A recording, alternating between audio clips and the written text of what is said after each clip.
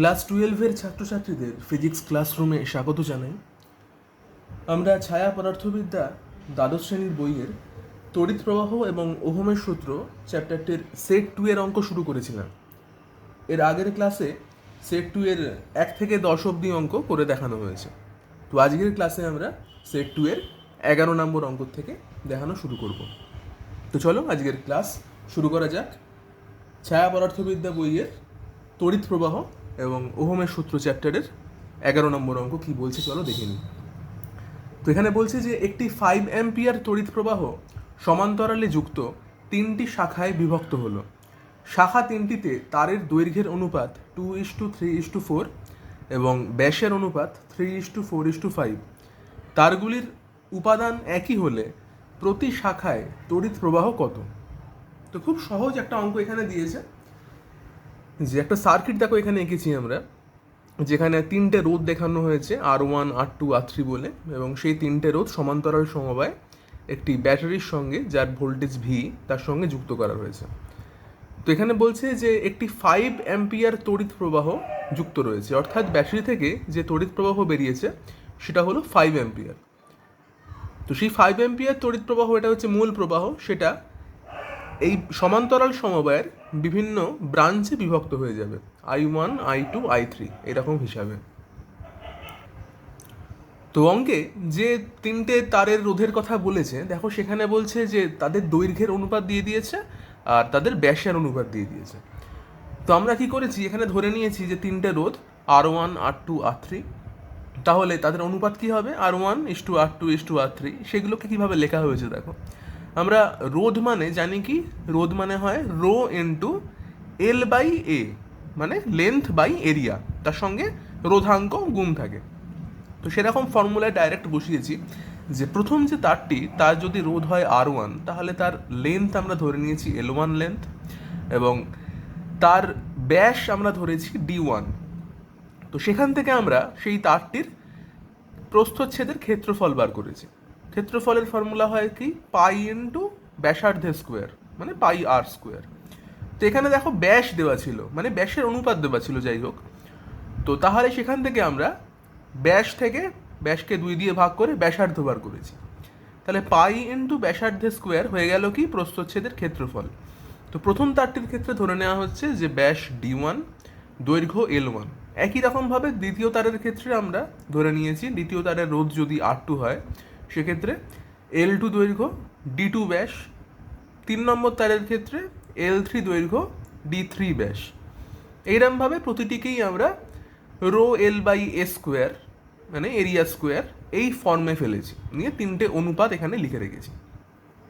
আচ্ছা, তো প্রতি ক্ষেত্রেই দেখো যে রো এর মান তো সমানই হবে, কেননা একই ম্যাটেরিয়াল দিয়ে তারগুলো তৈরি হয়েছে। তো সেক্ষেত্রে রোধগুলো একই রকম থাকবে, তাই জন্যে রোগুলো কিন্তু ক্যান্সেল হয়ে যাবে। একই রকমভাবে পাই ক্যান্সেল হয়ে যাবে, বাই 2² যেগুলো ছিল সেগুলো ক্যান্সেল হচ্ছে, হয়ে পড়ে থাকছে কি, একটা দৈর্ঘ্য এবং ব্যাসের স্কোয়ার, এরকম একটা অনুপাত আমরা পাচ্ছি।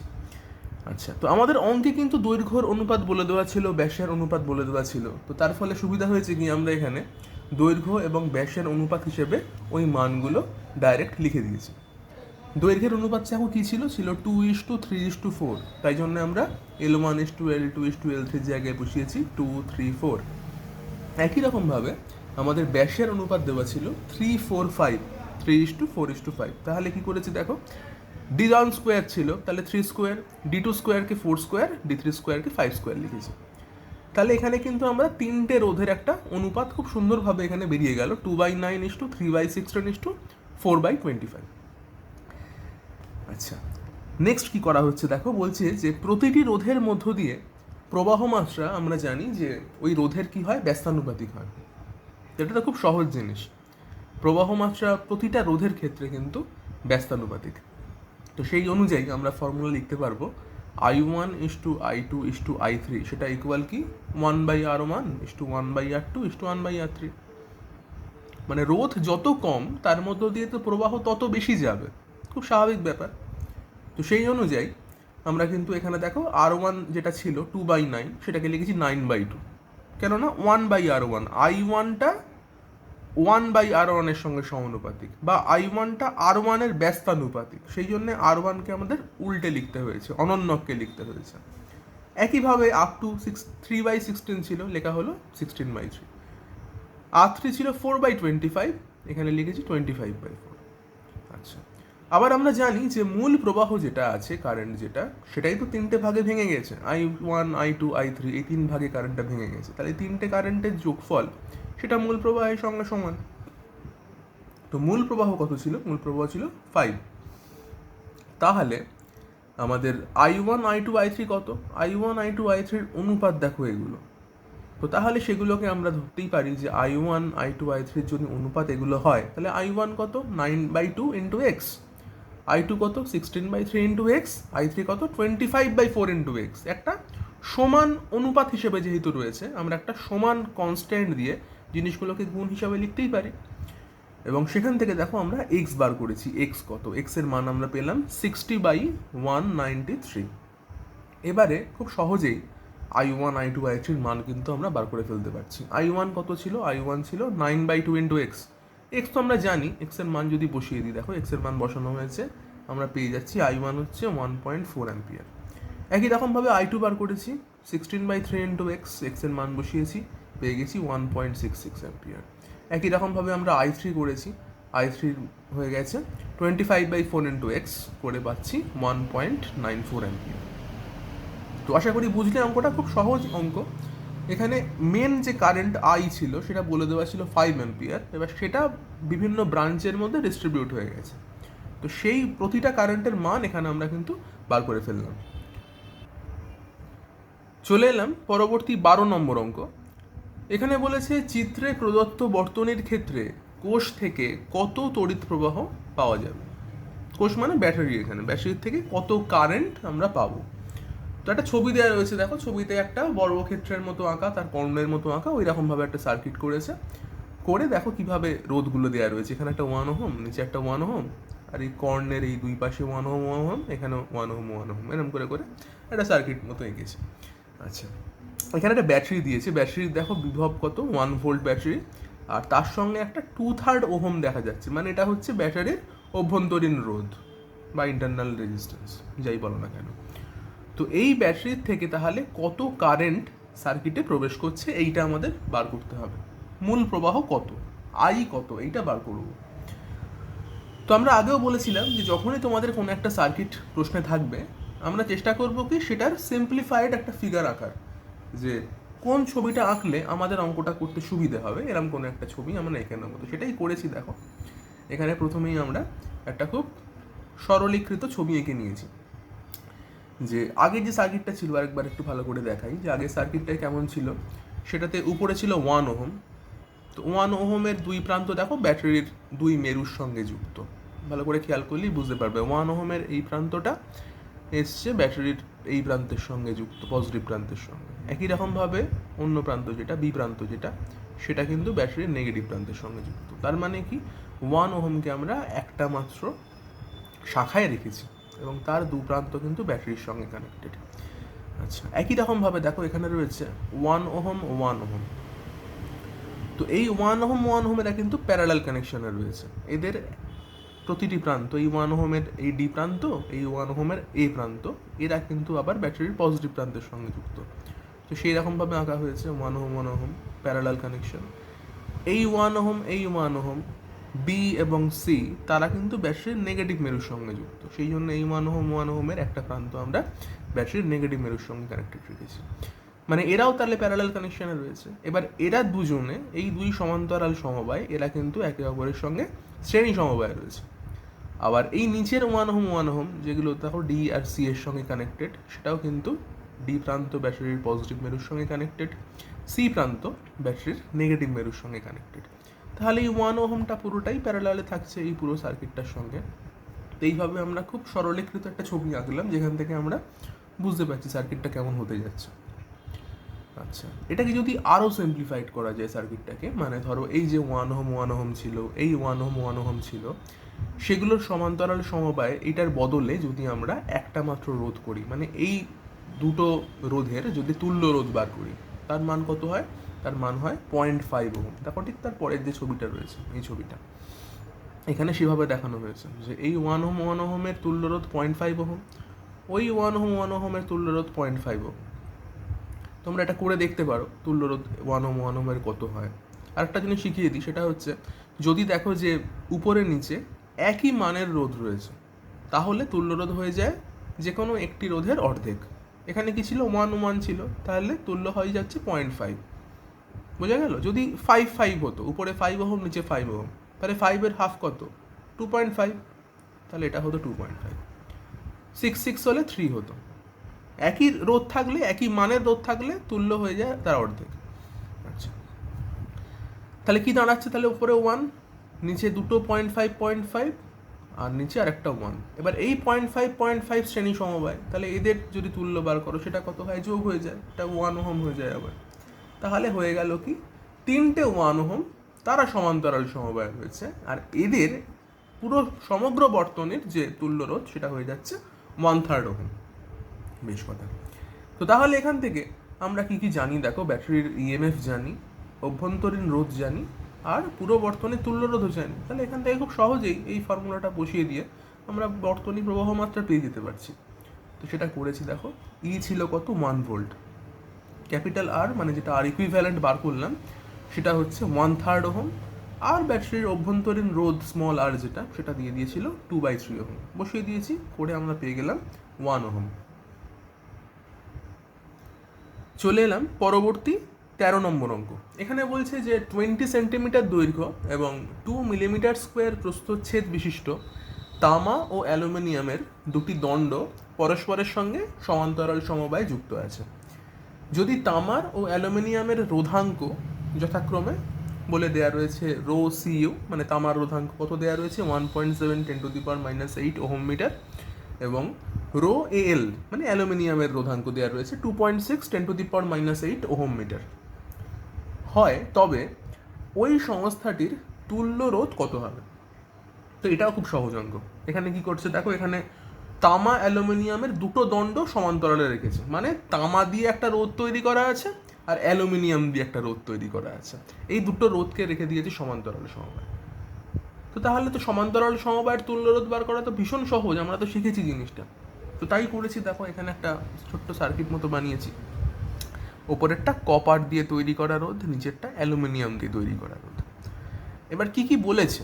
কপারের রোধাঙ্ক বলে দিয়েছে, কপারের যে তার বা দণ্ডটি ছিল তার দৈর্ঘ্য বলে দিয়েছে, প্রস্থচ্ছেদও বলে দিয়েছে। সেখান থেকে আমরা তাহলে এরিয়াটাও জানতে পেরে যাচ্ছি, সবই বলে দিয়েছে। তো এখান থেকে আমরা তাহলে রোধ বার করতে পারবো ভীষণ সহজে। তো কি ছিল? রো সিইউ যেটা, সেটা লিখলাম। আর সিইউ মানে কপারের রোধ, রো সিইউ মানে কপারের রোধাঙ্ক, বসিয়েছি।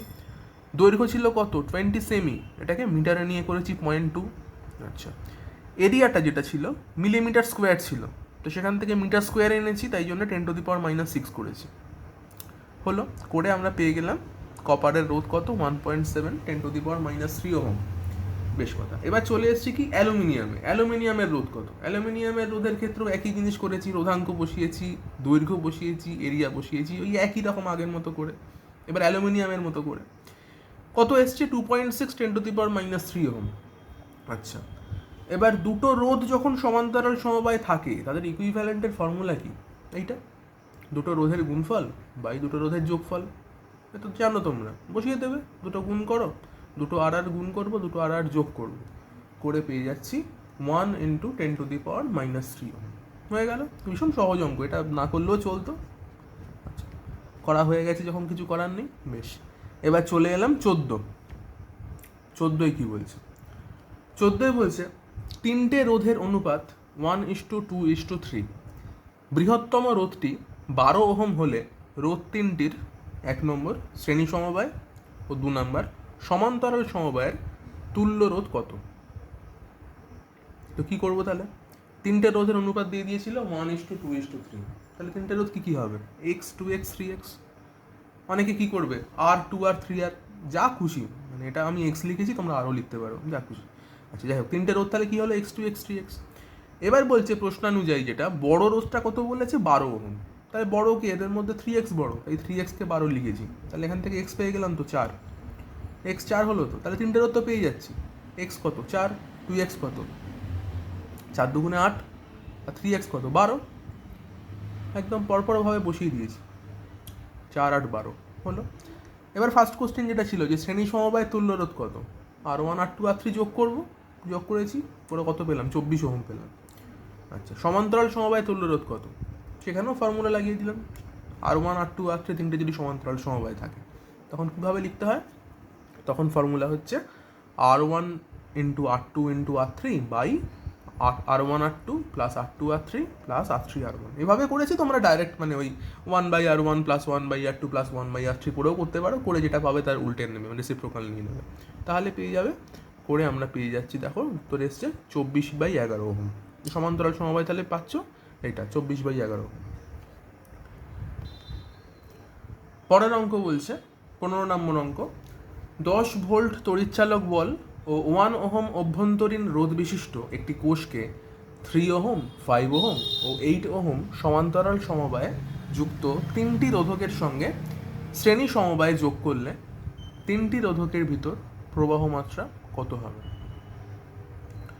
তো ফার্স্ট তাহলে সার্কিটটা কি গেছি দেখো, একটি কোষ মানে ব্যাটারি যেটা রয়েছে তাকে 3 ওহম 5 ওহম এবং 8 ওহম এইভাবে একটা সমান্তরাল সমবায় যুক্ত করেছে। তো এখান থেকে আমরা বর্তনীর তুল্যরোধ বার করলাম, কত এলো, R equal 3 into 5 into 8 by 3 into 5 plus 5 into 8 plus 8 into 3, ঠিক আগে যে অঙ্কটা করলাম সেরকমভাবে সমান্তরাল সমবায়ের তুল্যরোধ বার করলাম, করে পেয়ে গেলাম কত 120/79 ওহম বর্তনী তুল্যরোধ পেয়ে গেলাম। আচ্ছা, তাহলে এবার বর্তনী প্রবাহ বার করতে পারবো এখান থেকে, কারণ আমাদের ব্যাটারি ভোল্টেজ দেওয়া রয়েছে, অভ্যন্তরীণ রোধ দেওয়া রয়েছে, তো সেগুলো বসিয়ে দিলাম। ই কত 10 ভোল্ট, ক্যাপিটাল আর কত এক্ষুনি বললাম 120/79, আর স্মল আর কত ছিল 1 ওহম ছিল, বসিয়ে দিলাম। দিয়ে এখান থেকে কিন্তু কারেন্ট পেয়ে যাচ্ছি কত 790/199 অ্যাম্পিয়ার। এবার চেয়েছিল কি 3টে রোধকের মধ্য দিয়ে কত কারেন্ট যাচ্ছে, প্রবাহ মাত্রাগুলো, কারেন্টগুলো তো ভেঙে যাচ্ছে সমান্তরাল সমবায়, তাহলে 3টে রোধের মধ্যে কত কত করে কারেন্ট যাচ্ছে। তো কীভাবে করব, তো দেখো তাহলে এখানে বর্তনীর দুই প্রান্তে বিভব প্রভেদ তাহলে কত পাচ্ছি, ভি ইকুয়াল আমরা জানি কি হয় IR, এখানে আর মানে কিন্তু আর ইকুইভ্যালেন্ট, ওই 3টে রোধ যে সমান্তরাল সমবায় ছিল তাদের তুল্য রোধটা হচ্ছে আর, তাহলে I ইন্টু আর গুণ করে পেয়ে যাচ্ছি 1200/199 ভোল্ট, তাহলে এটা হচ্ছে বর্তনীর দুই প্রান্তের বিভব প্রভেদ। আচ্ছা, এবার দেখো যে 3 ওহম রোধের মধ্য দিয়ে প্রবাহ আমরা কি জানি, I1 ইকুয়াল কি করেছি এখান থেকে ভি বাই আর করবো, ভি কত ছিল, ভি ছিল 1200/199 বাই আর, মানে 3 ওহম রোধের জন্য করছি, তাহলে আরটাকে 3 হবে, তাহলে ইন্টু 1/3 করেছি, করে আমরা পেয়ে যাচ্ছি 2.01 অ্যাম্পিয়ার। কীরকমভাবে আমরা করছি দেখো, 5 ওহম রোধের মধ্য দিয়ে প্রবাহ, তাহলে I2 ইন্টু কী হবে, আবার ভি বাই আরই হবে, এখানে আর কত, এখানে আর হচ্ছে 5, কারণ 5 ওহমের জন্য কাজ করছি, তো তাহলে ভোল্টেজ 1200/199 ইন্টু 1/5 করে পেয়ে গেলাম 1.21 অ্যাম্পিয়ার। একইভাবে 8 ওহম রোধের জন্য একইভাবে I3 বার করছি, পেয়ে যাচ্ছি 0.754 অ্যাম্পিয়ার। তাহলে এইভাবে আমরা 3টে রোধের জন্য প্রত্যেক রোধে কত কত করে প্রবাহ সেটা কিন্তু বার করে ফেলতে পারলাম। চলে এলাম 16 নম্বর অঙ্ক, এখানে বলেছে 8 ওহম 20 ওহম ও 40 ওহম এই 3টে রোধকে সমান্তরাল সমবায়ে রাখা আছে এবং ওই সমবায়ের সঙ্গে 2.1 ভোল্ট তড়িৎচালক বলের একটি তড়িৎ কোষকে যোগ করা হয়েছে। ক্ষুদ্রতম রোধটির মধ্য দিয়ে প্রবাহ মাত্রা 0.25 অ্যাম্পিয়ার হলে তড়িৎ কোষের অভ্যন্তরীণ রোধ কত হবে। মানে আগের অঙ্কগুলো কি ছিল, এই একই রকমের অঙ্ক ছিল, সেখানে কিন্তু অভ্যন্তরীণ রোধটা বলে দিচ্ছিল, দিয়ে কারেন্ট বার করতে বলেছিল। এখানে কারেন্ট দিয়ে দিয়েছে, এখানে 3টে রোধ দিয়ে দিয়েছে, দিয়ে বলছে যে এই অভ্যন্তরীণ রোধ স্মল আর যেটা সেটা বার করতে হবে। আমরা কি করেছি, সার্কিটটা এঁকে নিয়েছি। তো সার্কিটে দেখো কিভাবে 8 20 40 এগুলো সমান্তরাল সমবায় রয়েছে, আর ব্যাটারি ভোল্টেজ দেওয়া রয়েছে 2.1 ভোল্ট, আর স্মল আর যেটা অভ্যন্তরীণ রোধ তাকে স্মল আর বলেই লিখে দিয়েছি। আচ্ছা, এখানে কিন্তু ক্ষুদ্রতম রোধটির মধ্য দিয়ে প্রবাহ মাত্রা বলেছে, মানে টোটাল প্রবাহ মাত্রা কিন্তু এখানে বলে দেওয়া হয়নি। তো তাহলে কীভাবে করবো, দেখো এখানে বর্তনীর তুল্য রোধ বার করছি একই রকমভাবে 8 20 40 এগুলোর তুল্য রোধের যে ফর্মুলা হয় সমান্তরাল সমবায় সেভাবে বেরিয়েছে 5 ওহম। আচ্ছা, বর্তনীর মূল প্রবাহ তার ফর্মুলা আমরা জানি কি, I equal E by R plus small R. তো সেখান থেকে ই যেটা ব্যাটারি ভোল্টেজ কত ছিল 2.1 ভোল্ট, ক্যাপিটাল আর এক্ষুনি বেরোলো 5 ওহম, আর স্মল আরটা জানি না, সেইভাবে স্মল আর লিখে রেখেছি। বর্তমানে দুই প্রান্তের বিভব প্রভেদের ফর্মুলা আমরা জানি, সেটা হয় আই ইন্টু আর। তাহলে আই যেটা বেরোলো তার সঙ্গে আর যেটা 5 সেটা গুণ করলে আমরা লিখে রাখলাম সেটাকে 1 নম্বর ইকুয়েশন হিসেবে। আচ্ছা, এবার বলছে যে ক্ষুদ্রতম রোধটির মধ্য দিয়ে প্রবাহ মাত্রা বলে দিয়েছে 0.25 অ্যাম্পিয়ার। তাহলে ক্ষুদ্রতম রোধ এখানে কত রয়েছে? 8 ওহম ক্ষুদ্রতম রোধ। তাহলে 8 ওহমের মধ্য দিয়ে প্রবাহ 0.25 অ্যাম্পিয়ার। তাহলে বর্তমানে দু প্রান্তে বিভব প্রভেদ যেটা, সেটাকে ভি এবি বলে লিখেছি। সেটা মানে কি তাহলে 0.25 ইন্টু 8, ভি ইকুয়াল আই আর, যে ফর্মুলাটা ক্ষুদ্রতম রোধের মধ্য দিয়ে প্রবাহ 0.25 ইন্টু 8 মানে রোধটা গুণ করেছি, করে ভোল্টেজ পেয়ে গেলাম। এবার সেই ভিএবি তো এই ভোল্টেজটা যেটা বর্তমানে দুই প্রান্তের বিভব প্রভেদ, তাহলে এই দুটোকে ইকুয়াল করে দেওয়া যায়। তাহলে এটাকে 2 নম্বর ইকুয়েশন লিখেছি। এখন 1 নম্বর আর 2 নম্বর ইকুয়েশনকে আমরা সমান করছি। করে দেখো, এখান থেকে করলাম 2.1 by 5 plus R into 5 equal 0.25 into 8, করে এখান থেকে পেয়ে গেলাম স্মল আর এর মান 0.25 ওহম। 17 নম্বর অঙ্ক, এখানে বলছে একটি ব্যাটারি তার সঙ্গে যুক্ত একটি 10 ওহম রোধের মধ্য দিয়ে তড়িৎ প্রবাহ পাঠাচ্ছে। ওই রোধের সঙ্গে 1 ওহম শান্ট যোগ করলে 10 ওহম রোধের মধ্য দিয়ে তড়িৎ প্রবাহ অর্ধেক হয়। ব্যাটারির রোধ কত? আর শান্টের তড়িৎ প্রবাহ যদি 0.9 অ্যাম্পিয়ার হয়, তাহলে ব্যাটারির তড়িৎ চালক বল কত হয়? তো দুটো কোশ্চেন করেছে এবং অঙ্কটারও দুটো পার্ট রয়েছে। ফার্স্ট পার্টে কি হয়েছে, 10 ওহম রোধ এবং তার সঙ্গে কিন্তু ব্যাটারি যোগ করা রয়েছে, যেটাকে আমরা ই লিখেছি ব্যাটারি ভোল্টেজ মানে তড়িৎ চালক বল, আর আর হচ্ছে অভ্যন্তরীণ রোধ, এইভাবে লিখে রাখা হয়েছে। তাহলে 10 ওহম রোধের মধ্য দিয়ে প্রবাহ মাত্রা কত, সেটাকে লেখা হচ্ছে I equal E by R plus R করে। একমাত্র এখান থেকে আমরা কিন্তু আর জানি, আর কিছুই জানি না। আর এর মান কত? আর এর মান বলে দিয়েছিল 10 ওহম, তাই 10 বসিয়েছি, থাকলো এটা। আচ্ছা, পরের যে সার্কিটটা সেখানে কি হয়েছে, সেখানে দেখো একটা শান্ট লাগানো হয়েছে। শান্টের মান কত? 1 ওহম। তো 10 ওহমের সঙ্গে একটা শান্ট লাগিয়েছি, তাহলে প্রবাহ মাত্রা যেটা ব্যাটারি আগে যে তড়িৎ প্রবাহ করতো 10 ওহমের মধ্য দিয়ে, এখন তাহলে মূল প্রবাহটা বদলে যাবে, কারণ রোধের তো পরিবর্তন ঘটেছে। তাহলে আর আগে আই কারেন্ট যদি ই থেকে বেরোতো, এখন আই কারেন্ট বেরোবে না, আই প্রাইম কারেন্ট বেরোবে। তো সেটার মান করো তাহলে আই প্রাইম, সেটা মানে ই বাই আর প্রাইম প্লাস আর। আর প্রাইমটা কত? আর প্রাইম মানে হচ্ছে 10 আর 1, তারা যে সমান্তরাল সমবায় ছিল তাদের তুল্য রোধ। তাহলে আর প্রাইমের মান কত হয়? 10 ইন্টু 1 বাই 10 প্লাস 1, তার মানে কত? 10 বাই 11। তো সেটাই করেছি, দেখো 10 বাই 11 এখানে করে দিয়েছি আর প্রাইম কীভাবে বেরোবে লেখানো হয়েছে। আচ্ছা, তাহলে ই বাই 10 বাই 11 প্লাস আর হলো, এখান থেকে আই প্রাইম পেলাম। আচ্ছা, এইবারে দেখো এখানে কি করেছি, 10 ওহম রোধের মধ্য দিয়ে প্রবাহ মাত্রা, সেটাকে কি লিখতে পারি? I1 লিখেছি I prime into 1 by 10 plus 1। কী ফর্মুলা দিই? যে কারেন্ট ব্রাঞ্চিং হয়েছে, এখানে ব্রাঞ্চিংয়ের ফর্মুলা ইউজ করেছি। মূল প্রবাহ কত? I prime. আমরা কার জন্য রোধ প্রবাহ মাত্রা বার করছি? 10 ওহম রোধের জন্য বার করছি। তাহলে ফর্মুলা কি? I1 বার করছি তো, মানে 10 ওহমের জন্য কারেন্ট বার করছি তো, তাহলে মূল প্রবাহ ইন্টু 1 ওহম নেব ওপরে, মানে যার জন্যে কারেন্ট বার করছি না সেই রোধটাকে নেব ওপরে, বাই টোটাল রোধ। টোটাল রোধ কত? 10 আর 1। এই হচ্ছে কিন্তু ব্রাঞ্চিংয়ের ফর্মুলা। আগের ভিডিওতেও ব্রাঞ্চিংয়ের ফর্মুলা দেখানো ছিল, এখানেও বলে দিলাম। যেরকম কারেন্টের ব্রাঞ্চিং হলে বার করার ফর্মুলা কি, যে রোধের জন্য কারেন্ট বার করব, মানে I1 বার করছি 10 ওহমের জন্য, ফর্মুলা হচ্ছে মূল প্রবাহ আই প্রাইম ইন্টু যে রোধের মধ্য দিয়ে প্রবাহ বার করছি না সেই রোধটা নেবো ওপরে। I1 হচ্ছে 10-এর জন্য, তাহলে কাকে নেবো? 1 নেবো, নিচে নেবো টোটালটা 10 প্লাস 1। আচ্ছা, এইভাবে তাহলে পেয়ে যাচ্ছি কি I1 এর মান। আই প্রাইমটা আগে বার করলাম, ই বাই 10 বাই 11 প্লাস আর এরম ছিল, সেটা বসিয়ে দিলাম ইন্টু 1 বাই 11। এইভাবে আমরা I1 পেয়ে যাচ্ছি ই বাই 10 প্লাস 11 আর। এইবারে প্রশ্নানুযায়ী দেখো কি বলা ছিল, প্রশ্নানুযায়ী বলা ছিল I1 হয়ে যাবে I বাই 2, মানে শান্ট যুক্ত করলে কারেন্টটা অর্ধেক হয়ে যাবে। তো তাই হয়েছে, I1 তাহলে মেন যে সার্কিট ছিল, শান্ট ছাড়া যে সার্কিট ছিল, তার কারেন্টের হাফ হয়ে গেছে। তাহলে এখান থেকে আমরা পেয়ে যাচ্ছি কি, I1 এর মান বসিয়ে দিয়েছি, আর আই এর মানও বসিয়ে দিয়েছি একই রকমভাবে। আমাদের দুটো ক্ষেত্রেই কিন্তু 10 ওহমের মধ্য দিয়ে কারেন্টের কথা বলা রয়েছে, আই প্রাইমের কথা কিন্তু বলা হয়নি। প্রথম ক্ষেত্রে কি হয়েছে, প্রথম ক্ষেত্রে ছিল যেটা যে যখন শান্ট ছিল না তখন 10 ওহমের মধ্যে দিয়ে কত কারেন্ট যাবে, তখন আই কারেন্টে যাচ্ছিল। আর যখন শান্ট বসিয়েছি তখন 10 ওহম দিয়ে কত কারেন্ট যাবে, I1 যাবে। মানে অনেকে ভুল করে কি, এই আই প্রাইম আর আই এর মধ্যে রিলেশন তৈরি করে যে আই প্রাইম হয়তো I/2, তা কিন্তু নয়। 10 ওহমের মধ্য দিয়ে যে কারেন্টটা যাচ্ছে সেটা অর্ধেক হয়ে যাচ্ছে। আগে যদি আই যেত, এখন তাহলে I/2 যাবে। তাই জন্য আমরা I1টাকে লিখলাম কিন্তু I/2, এটা যেন ভুল না হয়। আচ্ছা, I1 এর মান বসিয়েছি, এদিকে আই এরও মান বসালাম, করে আমরা পাচ্ছি দেখো এখান থেকে আর এর মান পেয়ে গেলাম 1.11 ওহম। আচ্ছা, তো একটা কোশ্চেন সলভ হলো। আমাদের কোশ্চেন ছিল ব্যাটারির রোধ কত, মানে অভ্যন্তরীণ রোধ কত, সেটা হয়ে গেল। আর একটা কোশ্চেন বলছে শান্টের তড়িৎ প্রবাহ যদি 0.9 অ্যাম্পিয়ার হয় তাহলে ব্যাটারির তড়িৎ চালক বল কত হবে।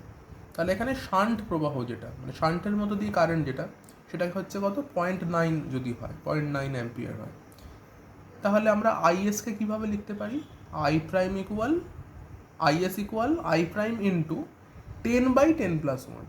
সেই একই জিনিস আমি আরেকবার দেখাই ব্যাপারটা, যে এখানে শান্টের মধ্য দিয়ে প্রবাহ যেটা, তাকে আমরা বলছি আইএস। তাহলে কি ফর্মুলা আইএস এর, মূল প্রবাহ আই প্রাইম ইন্টু, আমরা শান্টের প্রবাহ বার করছি তাই জন্য তার উল্টো দিকে যে কারেন্টটা রয়েছে সেই কারেন্ট যাচ্ছে কোথা দিয়ে, 10 ওহম দিয়ে।